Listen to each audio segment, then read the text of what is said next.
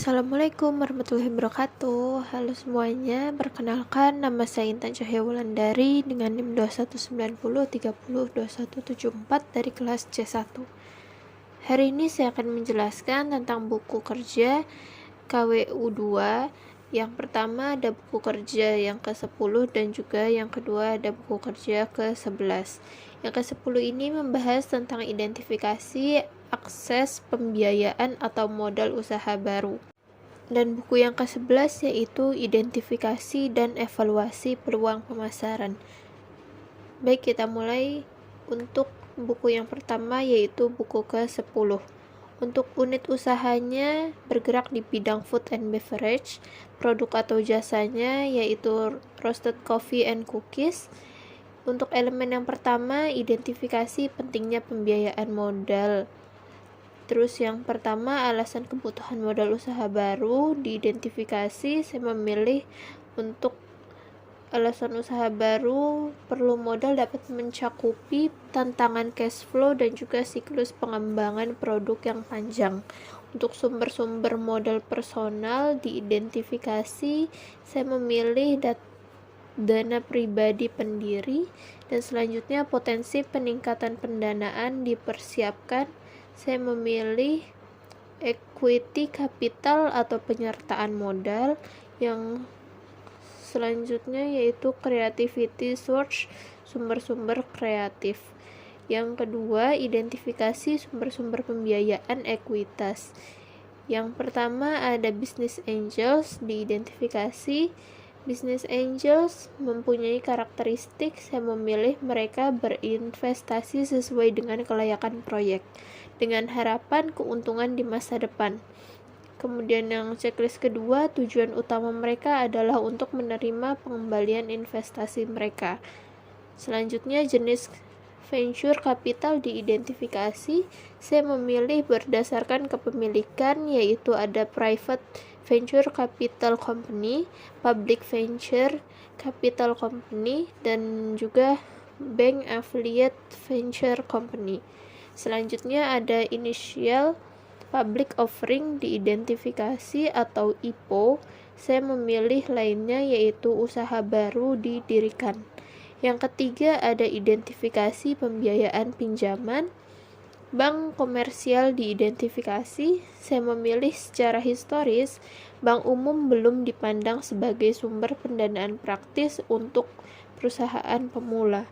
Selanjutnya SBA guaranteed loan diidentifikasi. Saya memilih SBA guaranteed loan-nya ini yaitu pinjaman jaminan SBA dapat digunakan untuk hampir semua tujuan bisnis yang sah.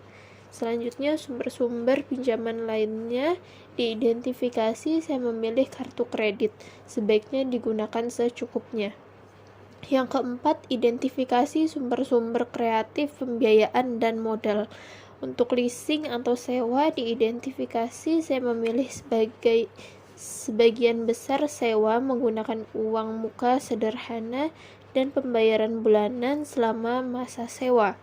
Kemudian SBIR atau Small Business Innovation Research, dan STTR Small Business Technologies Transfer Grant Programs diidentifikasi. Saya memilih SBIR adalah program 3 fase, yang berarti bahwa perusahaan yang memenuhi syarat memiliki potensi untuk menerima lebih dari satu hibah untuk mendanai proposal tertentu.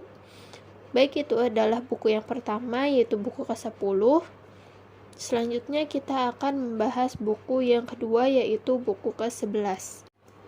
Kemudian selanjutnya ini adalah buku yang ke-11, yaitu identifikasi dan evaluasi peluang pemasaran. Untuk unit usahanya bergerak di bidang food and beverage, produk atau jasanya yaitu roasted coffee and cookies. Baik, kita mulai. Untuk langkah yang pertama, identifikasi peluang pemasaran. 1.1 Informasi tentang kebutuhan pasar dan jenis pemasaran dianalisa untuk mengidentifikasi peluang pemasaran. Saya memilih informasi pasar komparatif, yaitu apakah kita mampu memproduksi barang memproduksi barang dan jasa lebih banyak dengan biaya yang lebih murah daripada negara lainnya. Kemudian checklist yang kedua, kebutuhan pelanggan. Yang ketiga, tren dan pengembangan pasar. Selanjutnya, jenis pemasarannya dapat mencakupi, saya memilih pemasaran bisnis ke bisnis, kemudian pemasaran langsung, dan juga pemasaran barang. 1.2 Potensi pasar baru dan kontribusi pada bisnis diteliti untuk masuk, membentuk, atau mempengaruhi pasar dalam hal kemungkinan kontribusi terhadap bisnis. Untuk potensi pasar baru dapat mencakupi, saya memilih e-commerce, dan juga yang kedua ada kontribusi pada bisnis dapat mencakupi, saya memilih berpengaruh pada volume penjualan, pertumbuhan, dan juga profitabilitas. 1.3 Pendekatan kewirausahaan, inovatif, dan ide-ide kreatif diidentifikasi untuk aplikasi bisnis potensial mereka dan kembangkan menjadi peluang pemasaran potensial. Untuk pendekatan kewirausahaan, inovatif, dan juga ide-ide kreatif dapat mencakupi, saya memilih functional approach, penjualan, pembelian, pengangkutan, penyimpanan, pembelanjaan, penanggungan risiko, standarisasi, pengumpulan informasi pasar. Kemudian selanjutnya yang kedua ada investigasi peluang pemasaran. 2.1 Peluang pemasaran diidentifikasi kemungkinan mereka cocok dengan tujuan dan kemampuan organisasi. Untuk peluang pemasaran dapat mencakupi, saya memilih penetrasi pasar, menjual lebih banyak kepada pelanggan yang ada, meningkatkan pangsa pasar dalam segmen yang ada, membuat orang membeli jasa pengembangan bisnis setiap memulai usaha. Yang 2.2 Jenis evaluasi peluang diidentifikasi untuk menentukan dampaknya pada bisnis dan pelanggan saat ini. Untuk hasil evaluasi peluang dapat mencakupi, saya memilih desain fungsional dari produk dan daya tarik penampilannya, kemudian daya tahan bahan baku produksi, kemudian kemungkinan untuk diproduksi dan diproses, dan juga kemudahan untuk ditangani. 2.3 Kelayakan finansial dari setiap peluang pemasaran dinilai berdasarkan faktor eksternal, biaya, manfaat, risiko, dan juga peluang. Untuk kelayakan finansial dapat mencakupi, saya memilih faktor eksternal, kode praktik, kebijakan, dan pedoman peraturan undang-undang yang relevan, kemudian biaya, manfaat, risiko, dan juga peluang. 2.4 Kemungkinan strategi pesaing potensial diidentifikasi dari pesaing dengan produk atau jasa yang sama.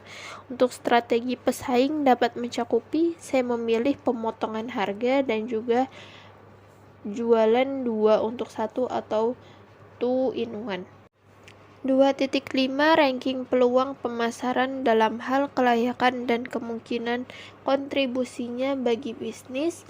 Ranking peluang pemasaran dapat mencakupi, saya memilih top ranking topics dan juga seasonal topic. Yang ketiga ada evaluasi perubahan yang diperlukan untuk operasi bisnis saat ini. 3.1 Perubahan yang diperlukan untuk operasi saat ini untuk mengambil keuntungan dari peluang pemasaran yang layak. Perubahan dan yang diperlukan dapat mencakupi, saya memilih perencanaan proyek pemasaran, kemudian manajemen proses kreatif end-to-end.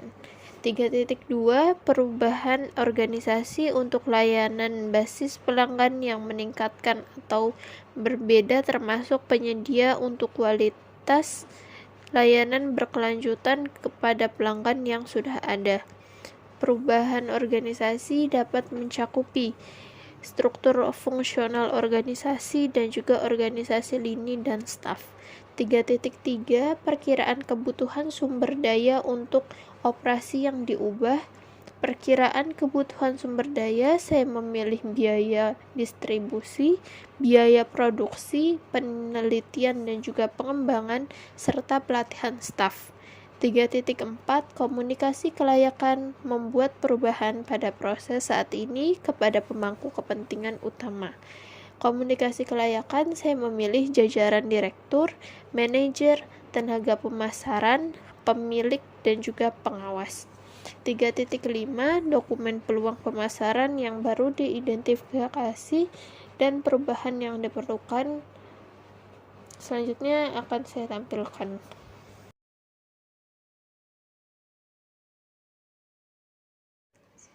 Sekian presentasi dari saya, lebih kurangnya mohon maaf. Wassalamualaikum warahmatullahi wabarakatuh.